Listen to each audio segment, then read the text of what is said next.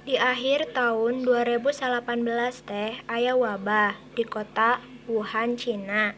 Nyaeta virus COVID-19 anu geus nyebar di nagara sejen.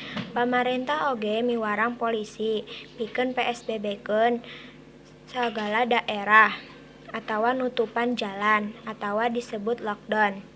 Pamarentah oge miwarang masarakat cicing dirompok, ulah ka mana-mana, jeung aktivitasna bae ge kudu dibatasi, sampe pakarjaan atau padamelan kudu aya ditutupan jeung aya nu di PHK.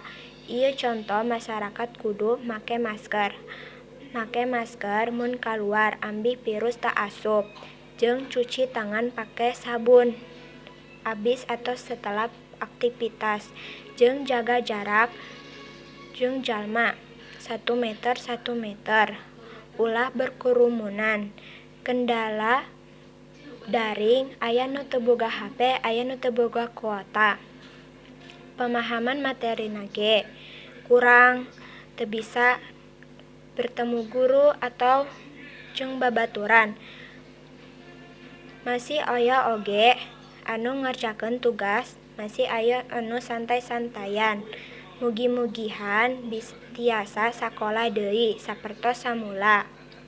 Bisa berkumpul atau beramai-ramai dengan teman. Mugi-mugi bumi ieu dihindarkeun deui dari virus atawa dari segala apapun dari mara bahaya. Semoga Allah ngelindungi kita dari segalanya. Amin ya robbal alamin.